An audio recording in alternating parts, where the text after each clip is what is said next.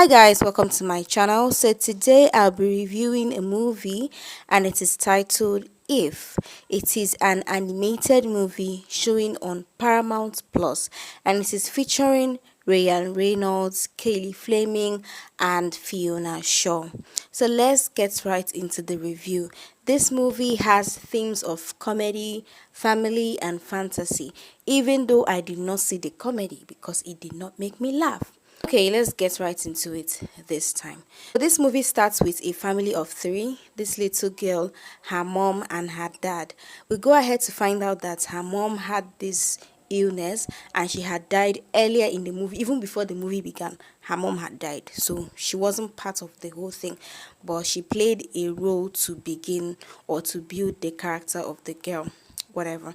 So years later, this girl is 12 years old and she returns to her grandma. She comes to stay with her grandma, and this is because her father also gets sick, which I don't understand why all the scenes with her father. I don't even know why the father was in this film in the first place because it didn't make sense. We could have run along with the movie without the whole.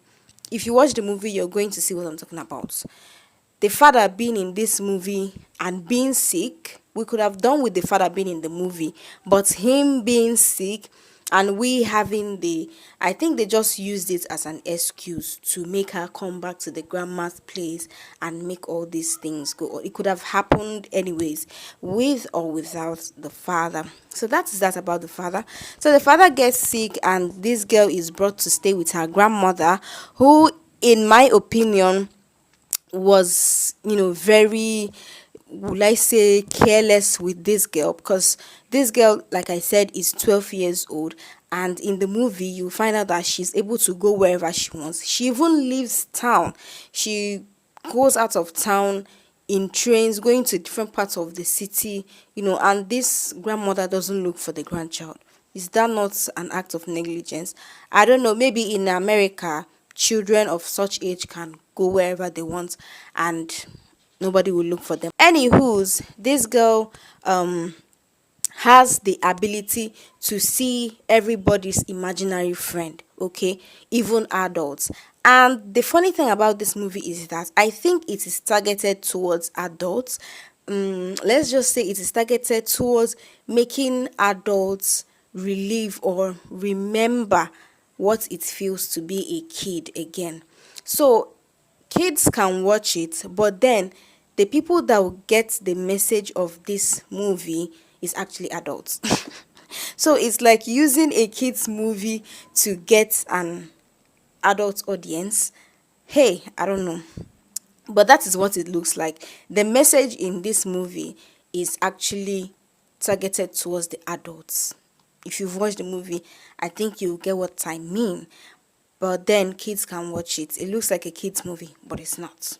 So like I mentioned, this girl can see everybody's imaginary friend, like the imaginary friend you used to think of when you were a kid, that little voice that tells you it's okay, that feeling you have that stops you from being anxious, something like that. So she can see creatures that are people's imaginary friends. So we later find out that this movie is like a chosen one trope. It takes the path of chosen one trope because this girl is, oh, suddenly the chosen one. So her mission in this movie is to help these imaginary creatures to find their person. So basically there are a bunch of creatures in one place, and they seem to have been forgotten by their humans. Like the people they used to be with have grown up, have become adults. Some are already old, and these imaginary friends are, all alone, and they feel sad, and they need a savior to help their persons to find them. Abby help them to find their persons. Some of them had lost their persons, and it is this girl's mission to help these imaginary friends find imaginary friends, to help the imaginary friends find their persons, if you get what I mean. So this takes the chosen one trope and we move ahead. I don't really like all those type of movies where somebody is the chosen one out of nowhere. Why is she the chosen one? But wait, why is she the chosen one? Maybe I didn't really pay attention, but if I tell you that I was so lost in this movie, I'm not lying. I was lost at least about half of the movie. The first half of the movie, I was lost. I was trying to find out what is really going on. And then before she met these imaginary friends, and they were like, "Oh, you are the one that will have to save us, Abi Kiniko Kiniko." Yeah. So one significant part of this movie is that Ryan Reynolds was following this girl all about, and he looks. First of all, I was confused about his character because you want this girl to save the ifs. You want her to save the imaginary friends from being forgotten by their kids. But then he's so grumpy, and it's as if he doesn't want her to do why. Please, I was so confused about his character. But then later on, yeah, at the end of the movie, I understood why he was so grumpy. And yeah, I'm not going to spoil it. I don't know if should I spoil it, but no, I'm not going to spoil it. But yeah, his character was kind of confusing, but we later found out why. So the annoying part of this movie, the most annoying part of this movie was that hospital kid part. For me, that kid in the hospital, why was he there? Why? They just needed to. I think that was why the father's part was there, why the father was in the hospital, so that we'll meet this kid in the hospital and try to find an imaginary friend for him. Doesn't make any sense. We could have done without the father. We could have done without the whole hospital happening. They just wanted to put something there. Well, what do I know? Okay, moving on, we also find out that this girl's grandmother also had an imaginary friend who had been there all along, just that the grandmother is already old and had forgotten. It's just like Toy Story, where Andy grew up and he packed up his toys and he wasn't playing with them anymore. So it's something of such nature. The grandmother had grown up and didn't remember her imaginary friend. And this girl's job is to help the people remember their imaginary friends, and she did that for her grandmother. Abby did that for the if.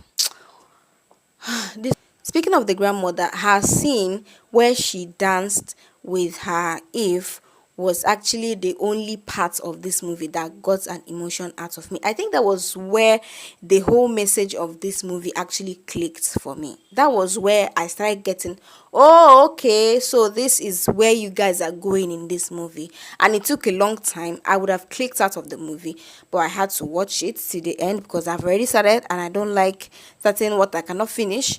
And the ending, yeah, the ending got an emotion out of, got a tear out of me. Actually, I didn't believe that this movie could bring out, you know tears from my eyes, but it did. I think I'm just being a little emotional and in my feelings for now or these days.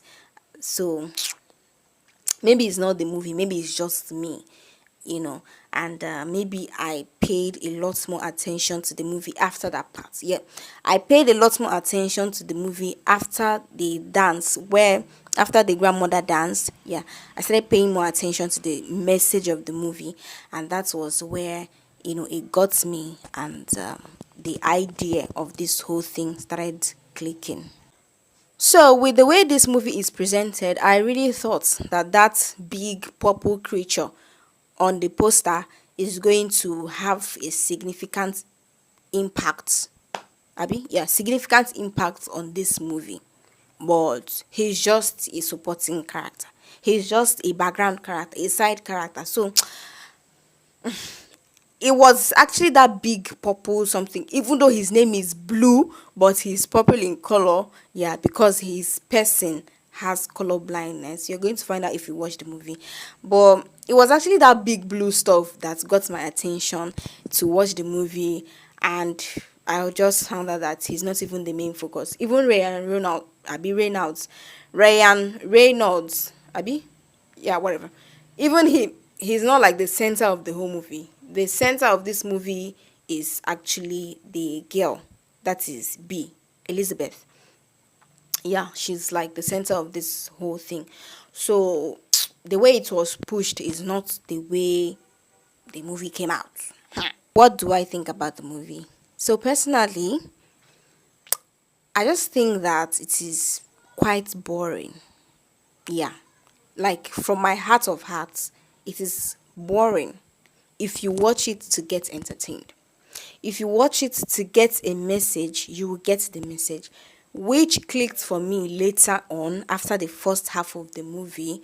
I got the message, yeah, and it got an emotion out of me. And it's quite an emotional movie, when you get to that part. But in the beginning part, you will think that you're watching one of these Nickelodeon things, these Disney people. Yeah, it deserves to be on Nickelodeon. It was confusing for me. And the comedy part, I didn't get that part. I think I already said it before. Maybe it's because of the way foreigners do their own jokes, so I couldn't get the jokes most of the time. For the acting, I can't really say anything about that. I don't want to say anything about that. But the movie generally, will I recommend that anybody goes to watch it? I don't know. If you have 1 hour and 47 minutes to give to this movie, I can never ever tell you not to watch a movie. On this channel, I can never tell you not to watch a movie. I've already done my review. From the review, does it look like something that you want to watch? What was the main reason for her being able to see imaginary friends? What was the main purpose of this film? Yes, we know that it is to remind people that, to rekindle that inner child feeling, remind you of what it felt like to be a child, those wishes that you used to have as a kid, those dreams. But how did you please, if you want to go and watch the movie, just carry yourself and go and watch it. In fact, I cannot give you guys advice anymore. Well, that is the end of this review. Peace.